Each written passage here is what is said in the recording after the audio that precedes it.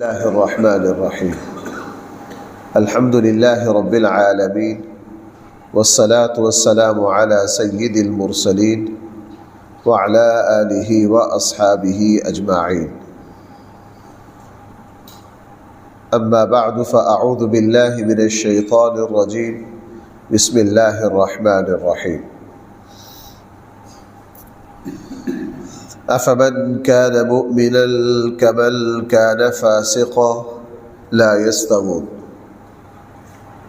أما الذين آمنوا وعملوا الصالحات فلهم جنات المأوى نزلا بما كانوا يعملون وأما الذين فسقوا فمأواهم النار كلما أرادوا أن يخرجوا منها أعيدوا فيها وقيل لهم ذوقوا عذاب النار الذي كنتم به تكذبون ولنذيقنهم من العذاب الأدنى دون العذاب الأكبر لعلهم يرجعون صدق الله مولانا.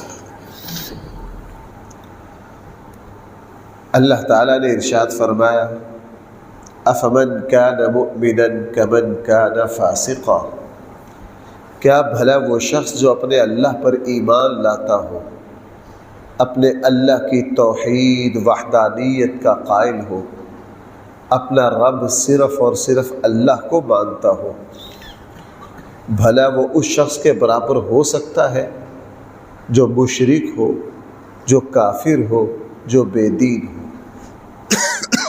جس طرح دنیا میں تمہارے نزدیک روشنی اور اندھیرا کبھی بھی برابر نہیں ہوتے، تمہارے نزدیک صحت اور بیماری کبھی بھی برابر نہیں ہے، تمہارے نزدیک دن اور رات کبھی بھی برابر نہیں ہے۔ جس طرح ظاہری چیزیں ہمارے نزدیک برابر نہیں ہیں، روحانی طور پر بھی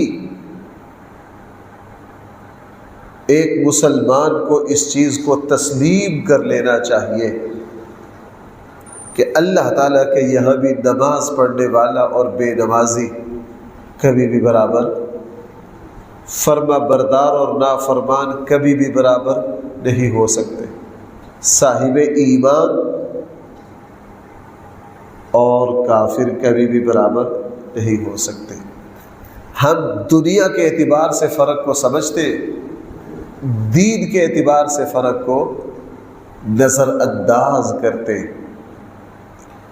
اگر دو بیٹے، ان میں سے ایک جو ہے اس نے BA کر رکھا ہے اور ایک نے میٹرک، ہم ان میں فرق کو سمجھتے ہیں، تسلیم کرتے، اس بیٹے کی تعلیم اتنی ہے، اس کی تعلیم اتنی ہے، لیکن انہی دو بیٹوں میں ایک نمازی ہے اور ایک بے نمازی، ہم اس فرق کو بھائی کیا کرتے ہیں؟ نظر انداز کرتے ہیں۔ اللہ تعالیٰ فرمانے جس طرح تمہارے یہاں چیزوں میں فرق ہے، ہمارے نزدیک گدھا اور گھوڑا کبھی بھی برابر نہیں ہو سکتے، بالکل اسی طرح اللہ تعالیٰ کے یہاں با اخلاق بد اخلاق، با کردار بد کردار، اللہ تعالیٰ پر ایمان رکھنے والا کافر، توحید پر قائم رہنے والا مشرک، اچھائی کرنے والا برائی کرنے والا، متقی فاسق و فاجر، یہ دونوں کبھی بھی اللہ کے یہاں برابر نہیں ہو سکتے۔ اس لیے فرمایا افمن کان مؤمنا، کیا بھلا وہ شخص جو ایمان لاتا ہے، کمن، وہ اس شخص کی طرح ہو سکتا ہے، کان فاسقا، بھائی جو کیا ہو؟ نافرمان ہو، اللہ کی اطاعت سے نکل چکا ہو۔ پھر لا یستوون، لوگوں یہ دونوں کبھی بھی برابر نہیں ہو سکتے، یہ دونوں کبھی بھی برابر نہیں ہو سکتے۔ تم مادی چیزوں میں فرق کو سمجھتے ہو، روحانی چیزوں میں فرق کو نہیں سمجھتے۔ تم مادی چیزوں میں، دنیاوی چیزوں میں اس فرق کو سمجھتے ہو، روحانی اور دین اور ایمان کے اعتبار سے اس فرق کو کیا کرتے ہو؟ نظر انداز کرتے ہو۔ اللہ تعالیٰ کے یہاں ایسا ہرگز ممکن نہیں ہے۔ حضرت خالد بن ولید رضی اللہ عنہ، پتہ نہیں ان لوگوں کا ایمان کتنی بلند سطح کا تھا۔ ایک جنگ کے موقع پر حضرت ابو عبیدہ بن الجراح رضی اللہ عنہ سے یہ کہا کہ یہ میرے مقابلے پر جتنے کافر ہیں مجھے تلوار دے کر بھیجے، میں اکیلا ہی کافی ہوں ان کے لیے۔ اور سب نے کہا کیسی بات کرتے ہو، آپ کے مقابلے پر پورا فوجی دستہ ہے۔ کہنے لگے نہیں، میں اللہ پر ایمان رکھتا ہوں، اللہ کو یاد کرتا ہوں، اس لیے میں زندہ ہوں، اور یہ مردہ ہے۔ یہ کیا ہے؟ مردہ ہے۔ یعنی ان چیزوں نے، ان لوگوں نے ایمان کی حقیقتوں کو مجسم شکل میں بھائی کیا کر لیا تھا؟ محسوس کر لیا تھا۔ وہ یہ سمجھتے تھے، ان کو اس کی پوری سمجھ تھی کہ جس طرح دنیاوی اعتبار سے کھرا اور کھوٹا ہماری نگاہ میں برابر نہیں ہے، بالکل اسی طرح دین کے اعتبار سے ایمان اور کفر کبھی بھی برابر نہیں ہو سکتے۔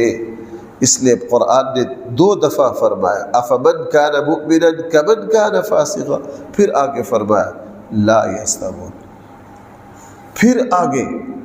یعنی قرآن اتنی بات کہہ کے خاموش نہیں ہوا، قرآن نے اگلی 2 آیتوں میں پھر تقابل کیا۔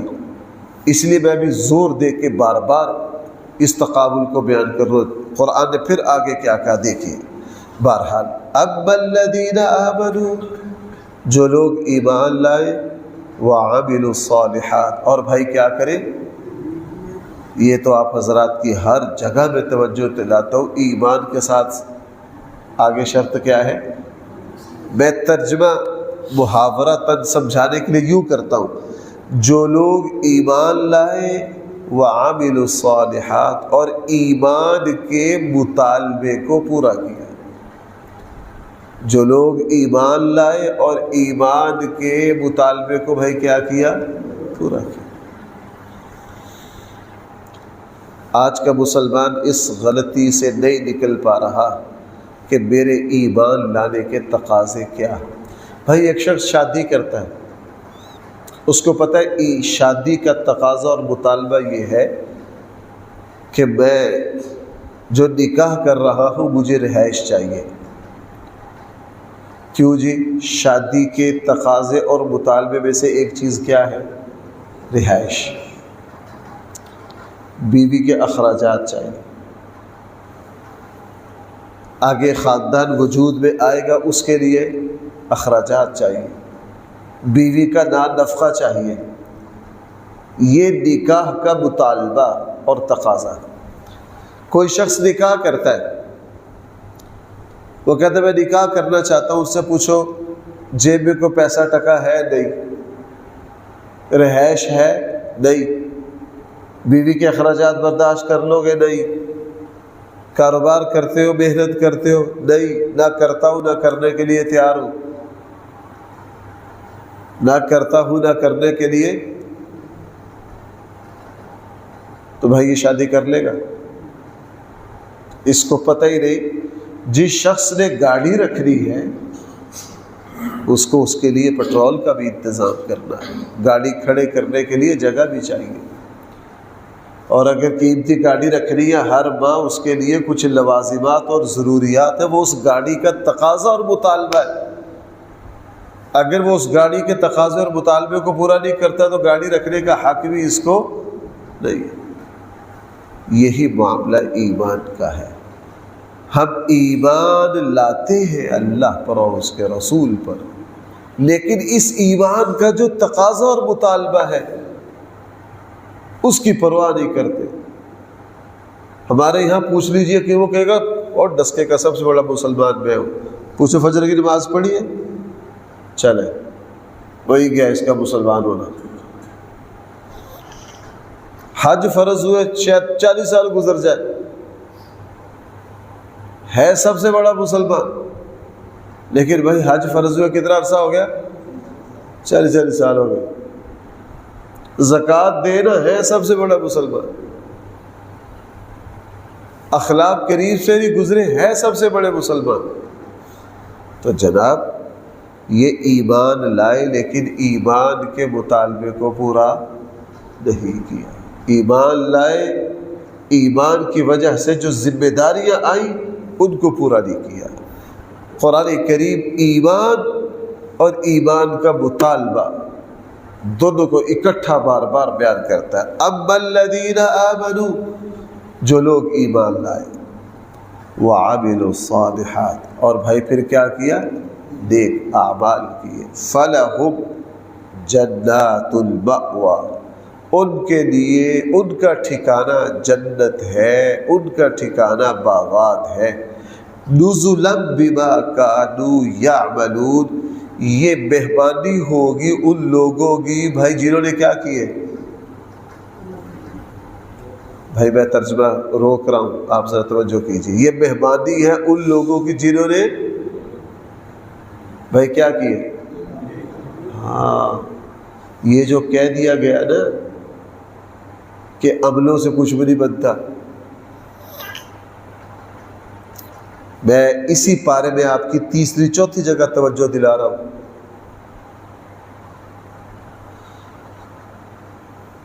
نزلا بما كانوا يعملون، یہ مہمانی ہوگی ان لوگوں کی جو کیا کرتے ہیں؟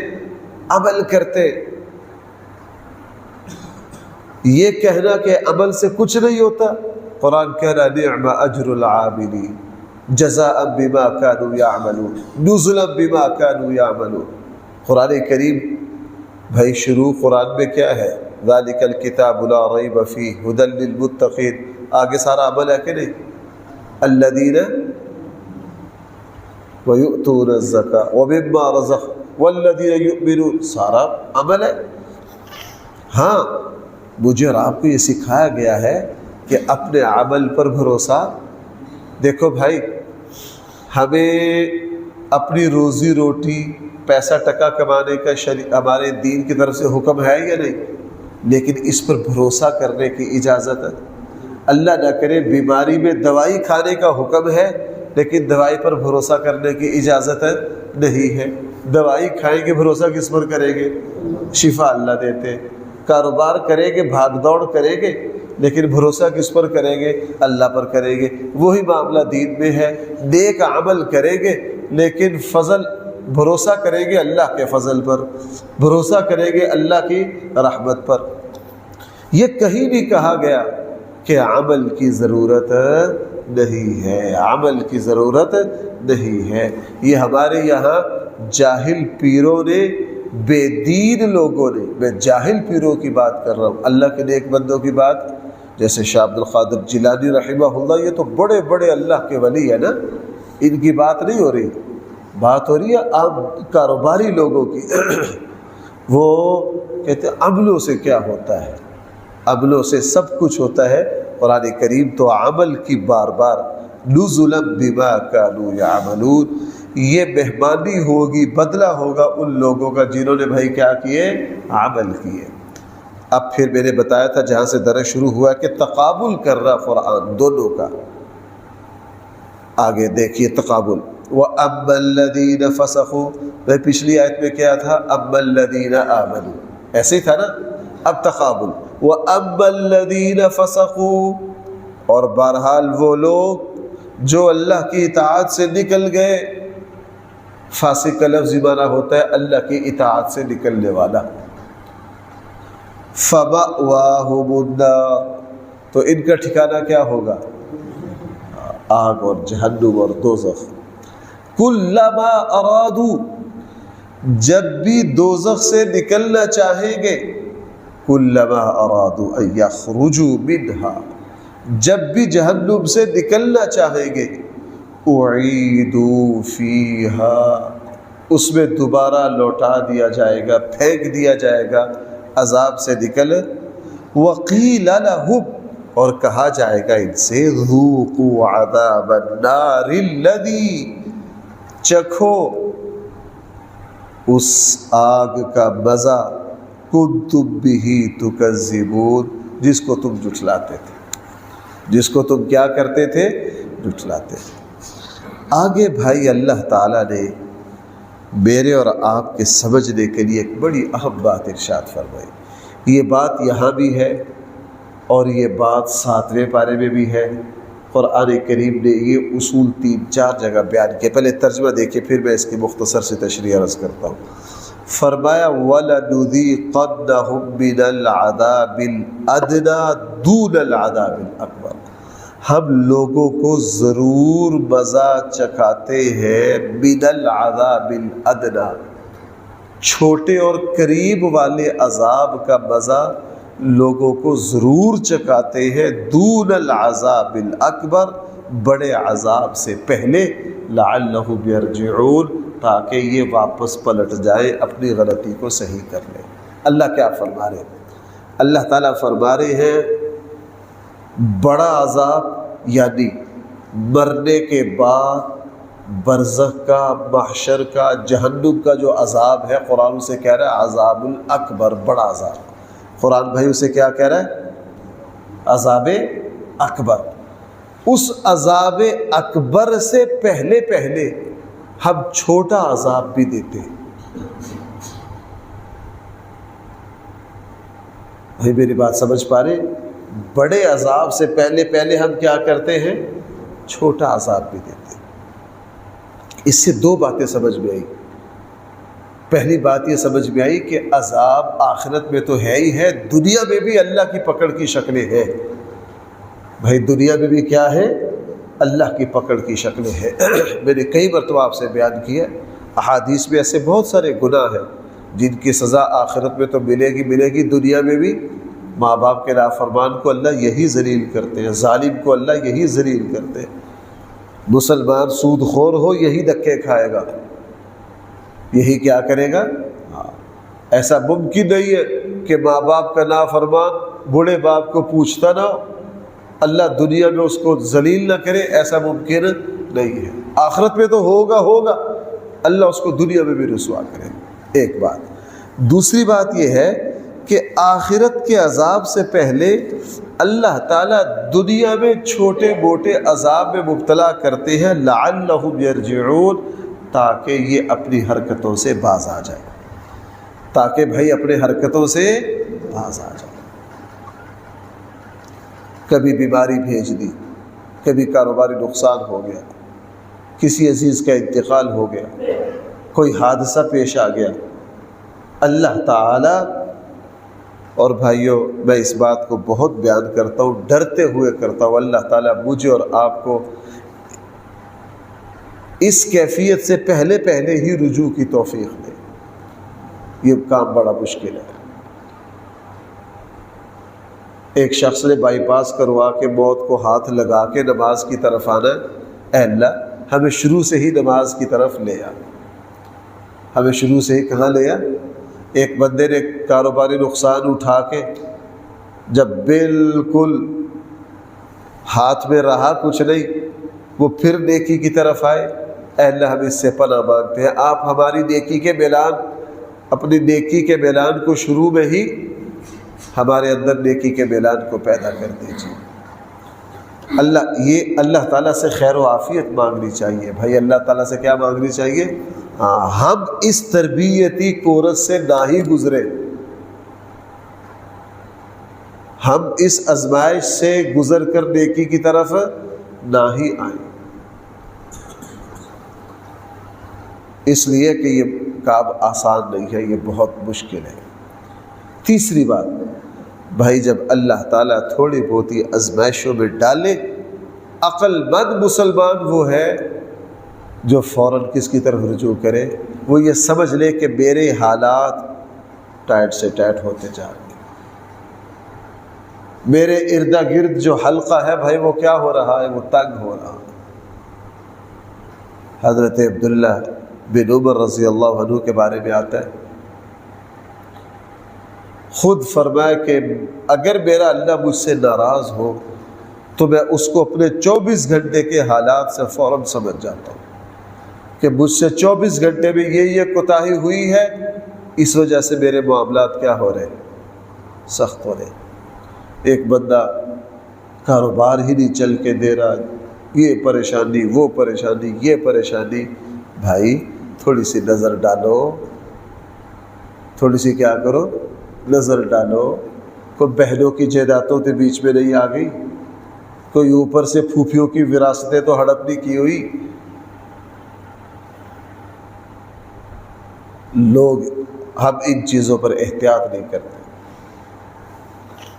مولانا طارق جمیل صاحب نے ایک مرتبہ سنایا، کہہ لگے جب میں ریبڈ پڑھتا تھا، طالب علم تھا، تو چونکہ یہ بڑے ذمہ دار ہیں، اس علاقے میں باغات بہت ہیں، کہہ لگے ہمارے باغات میں شہد جو ہے وہ بہت ہوتا ہے۔ کہہ لگا میں نے ایک بڑا جار شہد کا حضرت مولانا جمشید صاحب رحمہ اللہ ریبڈ کے بزرگ تھے، ان کے استاد، کہہ لگا ان کی خدمت میں پیش کیا۔ کہہ لگا جب پیش کیا تو پوچھا کدھر سے لائے ہو؟ پتہ تھا یہ لڑکا بڑا ذمہ دار ہے۔ کہا جی حضرت ہماری اپنی فصلیں ہیں، اپنے باغات ہیں۔ فوراً کہا یہ اپنے جس باغ سے لائے ہو اس باغ کا عشر دیتے ہو؟ یہ ہے بھائی ایک نمبر پیر۔ کیا کہا؟ عشر دیتے ہو اس باغ کا؟ کہا جی حضرت ہاں۔ کہا مجھے پہلے پتا تھا ان کا، انہوں نے اتنی احتیاط کرنی ہے، ان تو یہ قبول ہی نہیں کرنا۔ پہلے کیا پوچھا، اس باغ کا عشر دیتے ہو؟ میں نے کہا جی۔ کہنے لگے میں خوش ہو گیا کہ میں امتحان سے کیا ہو گیا۔ پھر کہنے لگے یہ جو جائیداد ہے یہ تیرے باپ نے اپنی بہنوں کو ان میں سے وراثت دی ہے؟ کہنے لگا بیٹھ چکا کہ یار کلو 2 کلو شہد پر یہ تم اپنے جس باغ سے لائے ہو تمہارے ابا نے اپنی بہنوں کو وراثت دی ہے؟ کہنے لگا میں ڈر گیا اور فوراً خیال، میں نے کہا جی حضرت میرے ابا کی کوئی بہن ہے ہی نہیں تھی، میرے ابا کی کوئی بہن ہے ہی نہیں تھی۔ کہنے لگا پھر بچت ہو گئی۔ پھر جا کے 2 آپ عشر بھی دیتے ہو اور اوپر وراثت کے معاملات بھی ٹھیک ہے؟ ہاں بھائی اب دے دو، اب دے دو۔ اگر دیکھو مجھے کل ایک کوئی خاتون جمعہ پڑھنے آئی اور 6-7 صفحے کے گھر کے مسائل ہیں، میں رات لیٹنے لگا، مجھے میری بیٹی نے دیے کہ جی یہ کوئی خاتون جمعہ پڑھنے آئی تھی۔ اب وہ الجھنے ایک کے بعد دوسری، تیسری، چوتھی، 5ویں، 6ٹھی، یہ الجھنے نہ وظیفے سے دور ہونی، یہ الجھنے نہ دعاؤں سے دور ہونی۔ بھائی میری بات سنو ذرا، پیچھے سے ہم بجلی بند کر دیں، یہاں ہم سب مر رہے ہو گرمی، میں آپ کو کہوں یار سارے مل کے استغفار کرتے تاکہ لائٹ آ جائے، یہ ٹھیک ہے؟ بجلی کہاں سے؟ خود بند کی ہے، میں خود پیچھے سے لائٹ بند کر کے آپ سب کو توبہ استغفار پہ لگا دوں تو بٹن آن ہو جائے گا؟ کیوں؟ تدبیر کی غلطی ہے، تدبیر غلط کی ہے، پیچھے سے بجلی کیا کر رکھی ہے؟ بند کر رکھی ہے۔ پیچھے سے بجلی بند کر کے یہاں ہم سارا دن ایت کریمہ اور سورہ یاسین پڑھتے رہے، کبھی بھی بجلی نہیں آئے گی۔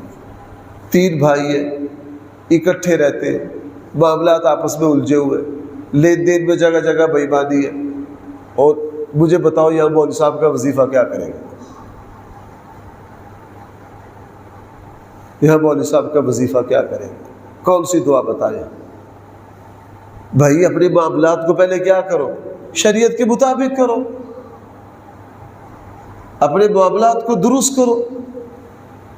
3 بھائی ہیں، اکٹھے رہتے، جھگڑے اس کی اس سے نہیں بنتی، بیویاں ہر وقت لڑتی ہے، بچوں کی لڑائیاں، کاروباری جھگڑے، یہ طرح طرح کی الجھنیں۔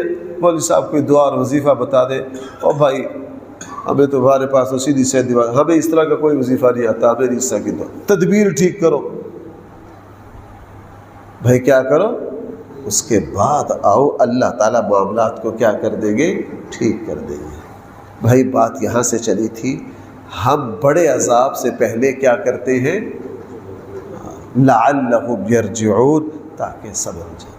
میں اور آپ جب معاملات سنبھل نہ رہے ہو تو ذرا نظر ثانی کیا کرے اپنی ماضی پر، نظر ثانی کیا کرے اپنی ماضی پر، نظر ثانی کیا کرے اپنے معاملات پر، کہ کہیں پیچھے سے تو کام خراب نہیں ہو رہا، یہ اس کا رد عمل تو نہیں ہے، یہ اس کی مصیبتیں اور آزمائشیں تو نہیں ہے۔ اس لیے عقل مند وہ ہے۔ میرے حضرت عبداللہ ابن عمر رضی اللہ عنہ کا ایک دن حضرت عبداللہ ابن عمر نے اپنے غلام کو کہا یار فلاں کام کرو، اس نے کہا میں نہیں کرتا۔ اس نے کیا کہا؟ میں نہیں کرتا۔ حضرت عبداللہ ابن عمر چپ کر گئے۔ بیوی نے کہا تمہارا غلام ہے، تمہیں سیدھا جواب دے دیا۔ کہنے لگا کوئی بات نہیں۔ تو یہ کیا بات میری سمجھ میں نہیں آ رہی؟ کل کی مجھ سے، کل میں بھی کسی کا غلام ہوں، کل مجھ سے اس کے حق کی ادائیگی میں کوتاہی رہ گئی تھی، آج میرا غلام میرے سامنے آکڑ گیا۔ پہلے میں اپنی غلطی ٹھیک کر لوں، پہلے میں کیا کر لوں؟ اپنی غلطی کی تصحیح کر کے اگلے دن غلام کو کہا یار وہ کل والا کام کر دو۔ اس نے کہا اچھا جی ابھی کر دیتا ہوں۔ اس نے کیا کہا؟ ابھی کر دیتا ہوں۔